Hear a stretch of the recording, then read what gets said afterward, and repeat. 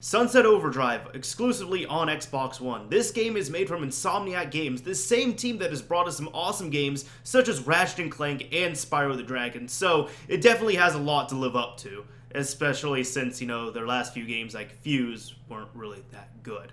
Is this game really that good? Is this game worth getting for Xbox One? Is this game worth getting an Xbox One for? And finally, why am I reviewing this game so late? Well, I was busy, and I have things to say about this game, and I just now finished it. Shut up. Let's just get into the review.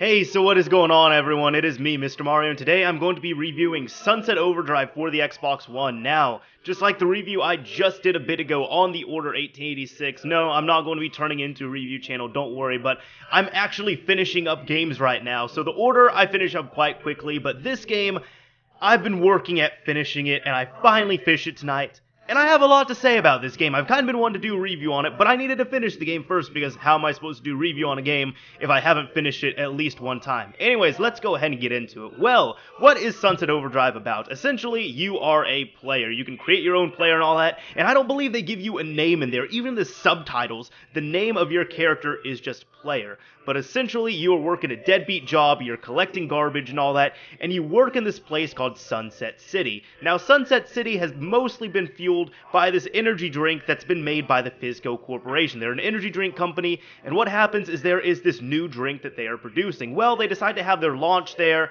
and there's some dangerous stuff in the drink, and it pretty much turns everyone into infected, otherwise known as OD, and then the end of the world is happening, and it is up to you to go ahead and try and save Sunset City. That is how Sunset Overdrive starts out. Not a bad beginning, right?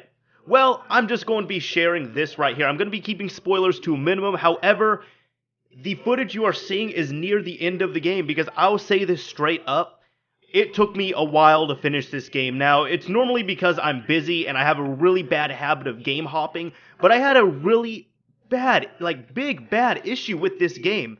And the issue for a while was for more than half the game, I could not sit down and play more than 2 missions. Like, I would play a mission and then do something for 20 minutes, and then play another mission, and sometimes I would finish it, but most of the time I would get halfway through that second mission, and I couldn't play the game anymore. And I don't know what it was with this game. It was like that with me. I talked with one of my best friends who has an Xbox One, who got this game kind of specifically for it. He got it for a few other games, but this game was enticing him.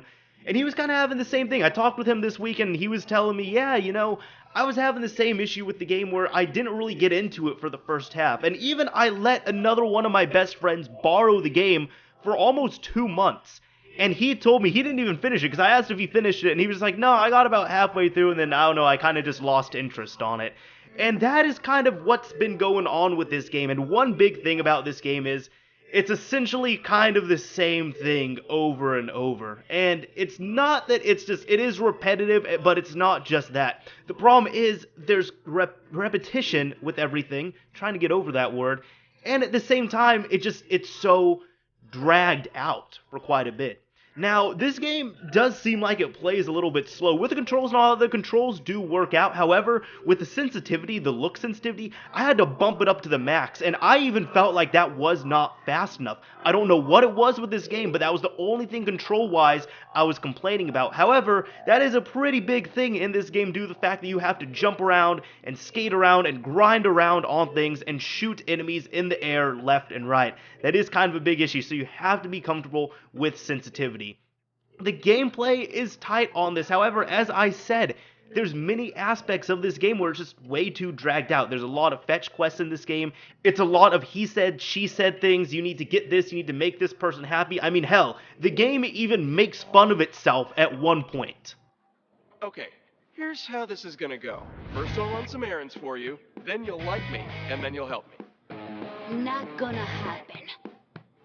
Trust me, works every time.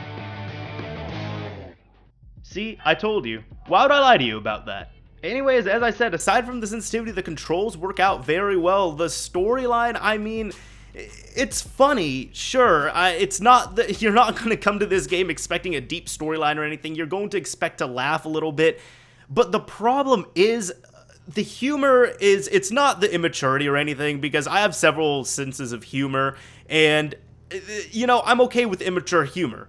But the thing is, a lot of the humor just seems tacked on, and there's references on there that, like, were almost kind of cringeworthy the way they were delivered across. Like, at one point, you're trying to get across the city, and you're talking to Sam, and your character gets mad at Sam because he's being distracted and all that, and then he says, "Oh, sorry, I was distracted by Reddit." Or there's another part where you're talking to another character, and she's saying, "Oh yeah, Sam's been really nice. He's taught me some C++. Just stuff like that. It's like, did you really have to shoehorn it in so awkwardly into the game? Now, a lot of people might say I'm being too critical of it, but I'm one of those people, like, I enjoy humorous games. I love games that make me laugh. I loved South Park. Another thing, some people might say, you know, maybe my sense of humor is just really immature. Well, as I said earlier, about a minute ago, this is not a mature game at all. This is a very immature game, so if you're looking for a mature game, stay far away from this right here. It's still going to be a fun game, though, you know, in some aspects. I'm still trying to get into that part right there.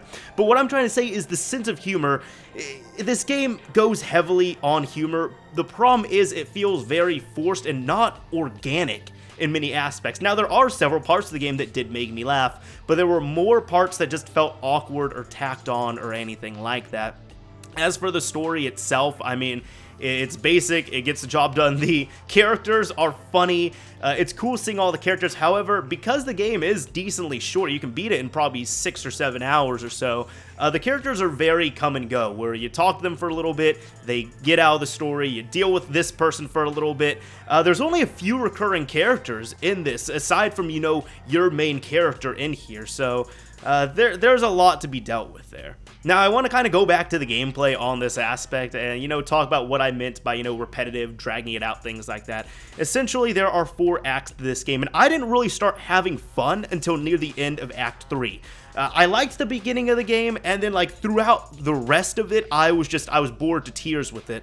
But then near the end of Act 3, and up until I finished the game, I was legitimately having fun with it. Like, I did enjoy it, but it took me so long to get to that point, and a lot of people I know had lost interest, you know, because of the whole middle section, where essentially it was just, you know, at first when you play the game, it's cool, but then you realize it's okay, you meet this person, then you need to fetch things to make them happy, then you need to do this, then you need to go ahead and upgrade your character, then you need to do a big mission, then you do a boss fight. The boss fights are cool, by the way, and then you do the same thing for other characters. And while as this isn't always the worst thing ever, the problem is these sections really drag out. Like, the fights that you do, the sections in between, each area is just, it lasts too long.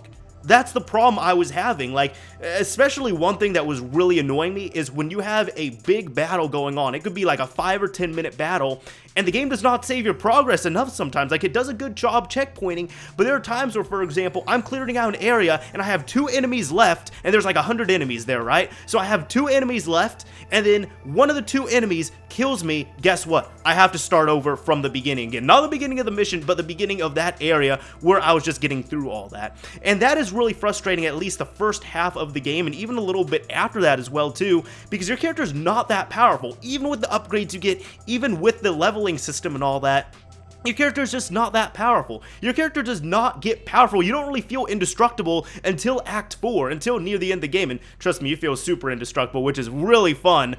But if you could get that earlier on in the game, that would be nice. So the game kind of, you know, it's easy, and then it gets harder, and then it gets easier as you get near the end, which I thought was a nice slope with that. Now, the audio on this game, this kind of has to do with, you know, the soundtrack and the storyline. I liked the characters' voices. I didn't have an issue with the voice acting. I thought, you know, they were all humorous in their own ways, and I enjoyed it. I enjoyed, the sounds that came out of their mouths. There was no issues I have with it, aside from some tacky jokes and references here and there. Everything worked out quite well. The sound was very on point, and the soundtrack in this game kicks ass. It is awesome. Maybe the only reason why you might not like it is if you don't like rock or punk music, but aside from that, it's very in your face. It matches the game extremely well, and I'm probably going to have to track down the soundtrack to this game because I really did enjoy the music they were playing in here. I would play some of it for you all, but Content ID sometimes does and sometimes doesn't like that stuff on YouTube, so I just don't want to go through the headache of that. It is a magic number in this game. So there's also toilet paper, 150 rolls of toilet paper that you can find, on light posts and all that. And Floyd does have you get some of this stuff, so you're gonna have to get some of it if you're working with Floyd. Floyd is the gentleman that you work with, and he gives you, your upgrades and all that stuff. But I don't really know what this game was trying to do. Like, I didn't even do many of the side missions or get many of the collectibles. I didn't try co-op or any of the other options, really, just because, like, I didn't feel enticed to. I mean, as I said, not only being busy, but just one big struggle with finishing this game was the lack of interest with it, and that's kind of something I want to center on for a bit. As I said, I cited two of my friends who... One of my friends, he beat the game, but he said, it took him a decent amount to get into. Another one of my friends, he borrowed the game from me for 2 months, more than enough time to finish it. And he said, he got about halfway through and he just lost interest. And I'll be honest, I almost did not finish this game, but I said, you know what, I want to at least finish a game because I'm getting into this thing right now where I'm actually trying to finish my game. So what I'm trying to do is I'm trying to finish up games that are short or that I'm already part way through, and then I work up my way towards the longer games and all, because as I said, I have a horrible habit of not finishing games. So this is just one of them that I was able to finish up. Now, the actual game itself, there is, you could go ahead, you could redo missions, there's several things you could do. I'm not 100% sure about a new game plus option. You might have to look that up, because it'd be cool if you could start the game over with your fully leveled up character. I'm not 100% sure if you can do that, but there's also co-op available if you want to play with your friends. I've had, several people tell me that the co-op was very fun in this game, and I'm sure talking with friends and all that, you wouldn't lose interest as much, although one of my best friends, he was co-oping this game, and he still lost interest, so that's a thing. Here's what I'm trying to say, though. This game, up until release, was like hailed as, some new big game. It was supposed to be really innovative. It was hyped, is what I'm trying to say, and I had kind of an issue with that. I didn't think it was going to be all that from the beginning. From the beginning, I predicted it was going to be, an average game, because I didn't see anything special with it. I mean, it looked kind of fun. It looked mostly on rails, if you saw any of the E3 footage or anything like that. But it was something kind of different, there's a ton of breaking the fourth wall in this game, which that's kind of my sweet spot with media. I love it when movies and games and TV shows and all that just break the fourth wall. Like, I absolutely love that. That's probably one reason why, I really, really enjoy the Deadpool game.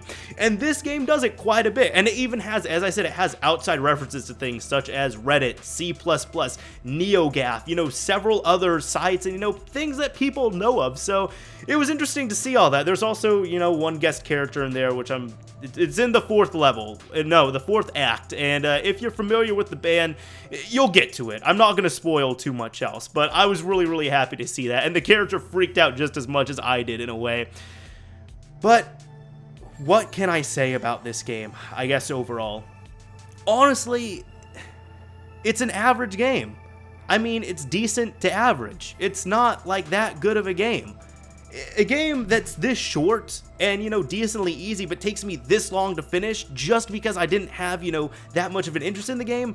There's a lot of things that's not doing it right. And in fact, many of my friends I've talked to who play this game have said, everything is there. The voice acting, the graphics, the controls, the gameplay, everything is there, but for some reason there's just something missing that's preventing you from enjoying the game to its full extent. Now, the people that have really hailed this game as, something amazing and you need an Xbox One to play it and all that, honestly, these are Xbox One fanboys, and I really feel like a lot of the hardcore fanboys for the Xbox One were just trying to look for something that they were saying, this is our game, this represents the Xbox One, this is something that, people on Sony systems or Nintendo systems aren't going to get. Well, I'll be honest, if this game is supposed to represent the Xbox One, this is not a very good representation of it. This game bored me for quite a few hours. This game does have, some things that need to be added in, and in fact, once I finish this review, I'm gonna be selling this game. The main reason why I wanted to finish it was so I could sell it off, because it was just sitting on my shelf, half finished. I wasn't playing through it. As I said, I struggled to sit down to finish, 1 or 2 missions at a time. That's why it took me so long to play this game. So overall, I mean, it looks like everything is there, and it has its fun moments at the beginning, and then it gets boring, and then near the end it starts getting fun again, but I don't see a need to go back and replay it. Like, several of my friends, nobody's really playing it right now. There's nobody that's going to want to co-op it or anything like that. I don't feel a need to co-op it, and I even considered keeping it just because of co-op and multiplayer and all that stuff, but I thought of it. If it took me this long to finish the main storyline just because I didn't have that much interest in it, there's no way I'm ever going to come back to this game. So if I ever feel like coming back to it, I'll borrow it from one of my friends. If one of my friends does not have the game, I'll just rent it and play it from there. That's really all I have to say about this game. Overall, I mean, it's funny, it has, good graphics, the controls are alright on there, it handles solidly, but there's a lot of things that are shoehorned in, and overall, I mean, it's repetitive, it's drawn out in many aspects, and it's an average game. That's it. Like, tops, it's an average game. There's nothing, spectacular about this game. There's nothing to push you to go to get an Xbox One to play this game. And if you have a PC, I mean, I feel like this is kind of a timed exclusive, but even if you don't have an Xbox One, trust me, you're not really missing out on too much. But if you do have an Xbox One, you might want to give this a shot. Maybe. Anyways, this is Mr. Mario, signing off. Thank you for watching, everyone. Hola! Look what I made for you! What am I supposed to do with that? Stab some people, make knights, pry food out of the hospital vending machines. It slaps, it chops. So many uses. No thanks. Now scram. Wait! Look how powerful this thing is!